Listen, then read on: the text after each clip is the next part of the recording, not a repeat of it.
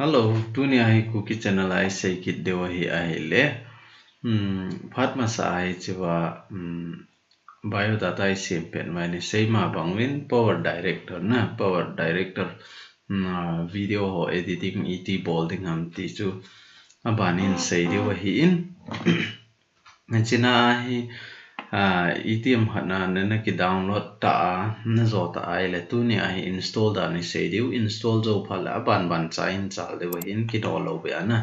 ikin o ting le thil hei pang nom ji in hi ji chun kin o lo be in sei diu hi in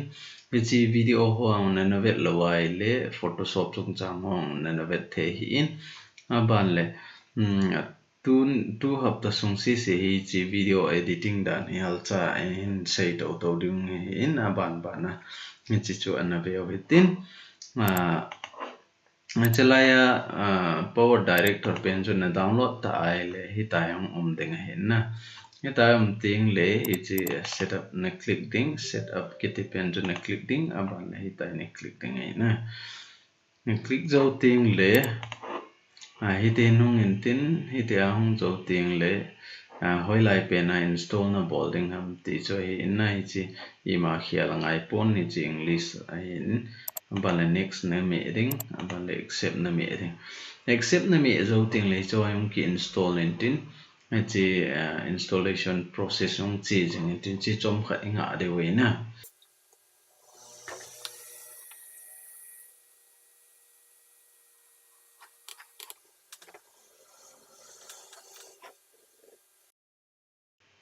chi Kuki channel ai HOITAH subscribe na ke bola a video ai thon lo hela na vet THEI le chun nang dinga computer course aga ki chil khel ngai lo ai chiwa ko na hi ja kai na jil the hi in ETM khana designing a hi lo wai le adang ho wang ka he poina hacking ipi ti ho thil phalo lang pang ho wang ki sei lo ding hi in mi point ga su si thein ho wang ki sei lo ding hi in chiwai editing video editing and lang graphic design and lang ngai lo wai le MS Office ho na het lo ma le nin ki do the hi in cho chu na jil no mai le hi chiwang na jil the in tu lai chu computer basic ga jil le chun hi cho bo win na jil ding hi in video editing ho wang za lo ding Microsoft Word and hel de hi in hi chi to bang chu na het no mai le hi chiwa Kuki channel subscribe na ki bola video aban cha na vet ta wai le hi cho siang chu na het the hi na tu lai poi mo pen chai le mi zo sin laptop akinai mobile akinai computer akinai so ke tan tu lai digital khang hi ji chun hi cho ai poi mo hi na hi chi ho hello hoi tu lai chu koi man i ma gel bi se ta lo hi ji chun ETM khana computer lang hal khan het no ma hi lo le basic lang hon het no mai le hi chiwa Kuki channel ai comment nan ki bolanin ki do jing thei wa hi in en rong I thei khama nong kil ki de wa hi in hi chi Kuki channel na subscribe lo wa a hi lo wa le bell icon to na me lo wa le wang chu notification on na mu lo mai thei hin la na no phat le YouTube mana chi Kuki channel te na search ayong le na mu ding hin hi chiwa ko na chu nangin video hong na vet the hi hin la nita ampong abaya na vet na hele chun het thim be se lo ding hi in hi chiwa hi Kuki channel long ke bol lo pen jong hi koi to bang ham khanin computer nei ta na hi lo le laptop nei ta ai wanga alon na ji hello ipi bol ding ham ipi a phat chom na nei thei ham ipi a chu sumu thei ham ti hello be a hi ta cho mo koi ji video vet na hello le film vet na ho po wa nei ji vin hi chi ho sa nga chu jong chu na bol the hi a hin la phat ong ka hi chi ho ko na laptop na computer ja chu sum hal khat na mu thei na ding tia a hi lo le nang ding a phat chom na ma sanga ng HOITAH phat chom na nei thei na ding a chu hi chiung ki si mai nai chi to bang ho chung ki pan pi go hi in hi ji chu nang jong hi chi to bang phat chom na chu na de a hi le hi chiwa subscribe na ki bola video hi ban cha na vet to wai le chun nang jong het be na nei the hi in hi chi tup le doi ne a chong ki sim hi na tu la ya YouTube tam ta channel sim jong em tawin ei ma Kuki sungang na ei album ho hi lawa le ei pawai ppm in bol so tawin cho apa chom thlen a hin la mi tu lai YouTube channel YouTube te policy dan dong do ya cho mi sang khat subscriber angai mi chi subscriber mo na dinga cho in bol bene le mi zathum jali subscriber in nei tiang le ha sa in sawen anga zong tam tawen a hin la thil ki ti hi bailam ta ga mu jing the hi thil bi se lo hi ji chun TUNI hi chawai sei no pe na cho hi ai la I tup na lang hian lang I bol na lang hi zong la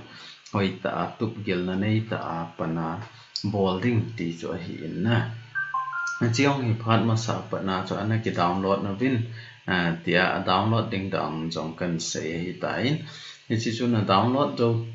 hi le TUNI hi download jo ta zeu chun hi chi wa ko na hi ti install bol kit ding ham tiang khian khat chu hum boi mai thei nei wen na ji a chu install dan hong ki se in step khat jong skip bol lo hu hela bul ta basic ta HOITAH ang ki hil to hi vin chong hi install zo ting le ho nai le activation ngai ki nen na chi activation na ding a chu I ti activate bol ding ham serial key hi chi khu si tam ta ngai ji hin hi chong chu in sei to do hin bailam ta internet lo ang activate bol the hi sumpi lo hi lang activate bol the bailam ta na mi cho chu in sei to do hi in tu hin 91% hi ta in chilaya poimo pen cho ile graphic card ne ya na computer graphic card au mai le chun na resolution hoi di setting in output ho na video na edit ho vel chong cho hoi di setting hi in la graphic card nei lo ho a dinga cho hi thei di pon te ti na hi pon hi thei tho hi ai wa nga cho hal khat clarity ham IPM khat wang chong ba chat ding hi na chi 95 ai ta na complete ke go ta in chi a complete masanga hi smart sound kiti khat min ama ho sound editing na cyber ana ama ho sound editing na khat jong min hi chong chu install na nok mai le ti hong ki dong ding hi chong chu in accept de wa hi HOITAH lung lut ta thil na bolai le editing lampang ham ai lo le graphic design lampang ham ai lo le pilang pang hi jong le na bol na lang chu zun jala na bolai le chun ne chi wa chu I ma cha success lo na ding I ma am lo hi na thil itiam hanan he thiam lo ma rong le na mi zo se awang achi aniao cha ki pana lien chan hung ki don but zo lo hi in a hin la poimo ki sa mi tam ta na hung request tam tiang la bo hung ki sim ji hi in hi ji chun request nan bol tiang o jong le detail hal khat detail dewa nen do dewa hi in hi chi hi tai comment hi sta bang hi poimo na ka nei in hi ji chun nen sim pi thei ding ti ham ai lo ai le na hi chito bang hi ka bolai le chiwa chu ka bol thei hi in na ti ai le chun personal ta reply nan ke bola nang kil kit thei ding hi in hi ji chun til iptiam khatna hi chi Kuki channel I khatnan do tiang le detail deu ta nan do ji deu hi chilaya vele chun do you want to install the smart sound na hi chwa yes na click ding yes na click ding le hi chi smart sound lo hi hong ki install in tin chilaya I vele chun chwa web editor ai a sound ho ki edit the in na chi edit na dinga chu ki sim hi in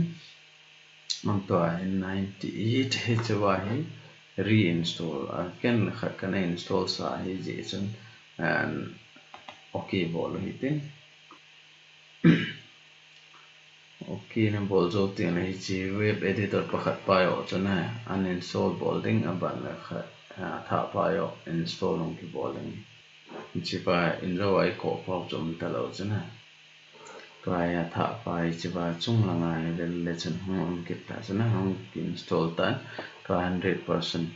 chỉ phải lunch na mi ngal lâu tiếng chỉ na mi dấu tiếng đấy chỉ phải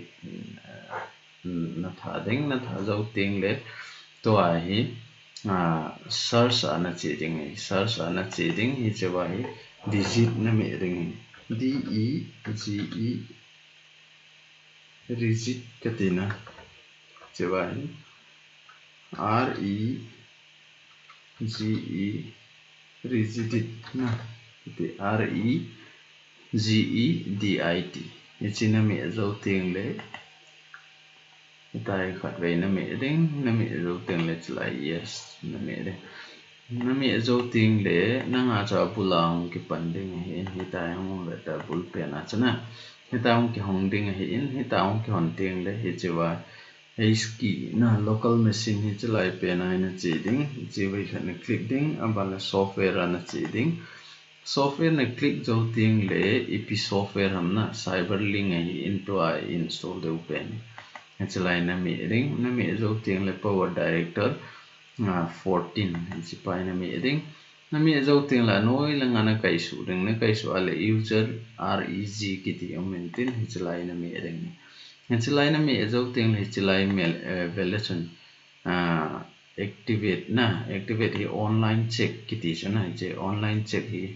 it's line pen hi double click mail election hi chỉ ông mình tin online check pen hi shell được capital L local S yung capital kidding server là ok na mi ding ok na mi dấu tiếng là chỉ cái khel đó chứ na chỉ cái khel dấu tiếng là chỉ close kit nói tin bạn lẽ chỉ file pen à cho nó chỉ kit nói tin là keygen cho nó hong nói tin chỉ keygen này hòn điếu chỉ keygen nó hòn dấu tiếng lẽ hiện tại không tin power director pa sun hon ding na power director pa hong mai tin power director pa na hon jau ting lei chalai yong na vet thei chi hal khat li na hin full future editor vi bolu tin amba lai chiong ding ai na hi chiong ting le to a hi serial number Japan na clicking copy bạn là next na meeting chalai khel hevin chalai na chiding bạn là ultimate ana bolding na ultimate ba na khel ding na khel zo teng le hi chewa serial number by na copy ding control C ong na me the hi in bạn le hi chewa control V me lang next me le chun chi hi tenung ki sein ten bạn là yes na meeting yes na mi zo ting le chwa you have activated cyber link power director na tayong ki setting okay na mi zo ting le china close dei tai china close ai le to ai activate ta chana nga chana tin power director chom kiran tin ki process na line chom khat an nga ai tin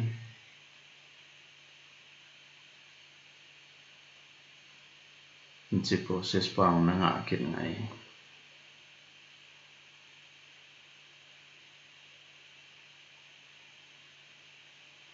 chỉ khởi năng hạ hồi tin cái ta không kilo đầu tiên là tuổi hi validation ra cái activate hi tại na rồi ra cái activate ta sao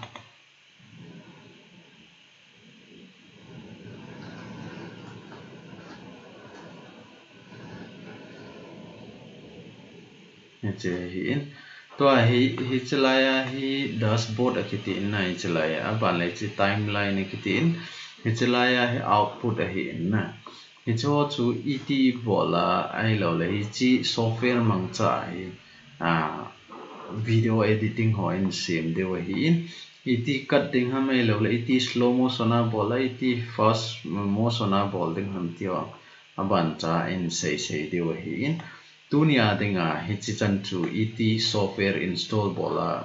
activate bola HICHE software hi za thei ham ti in sei di wa hi in hi tai activate na bol wa try la na za ai le chun chalaya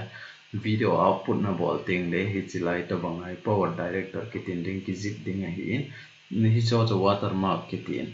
ni chu ho be na ding na cho serial number hi ngai hi ji chun tu nia ngai chi chu a install dan hau khat I ga sei win tin na ni chi chan chu hin tin a kit ting le video hi chu wa hi ti up hi chalaya hi po lut na I pi to bang video a support na I to bang video ho chu kya chala sungai import ki bol thei ham I to bang ho cha support na I to bang format cha support lo ham ti ho ai na sei diu aba na in sei do diu ET export bola ET editing hoi ta ABOL ding ham ti hong in sei diu hi in na It's a ho chun head no mai le HICHE Kuki channel na ki subscribe in lang a bell icon chun mi la wai le chun video serial da na che the lo din he ji chun bell icon na chun na me ding na HICHE chan chu TUNI ISEI the hin tin TUNI Kuki channel ve zo si na bon bin ka ki pa na kan phong ki ne na he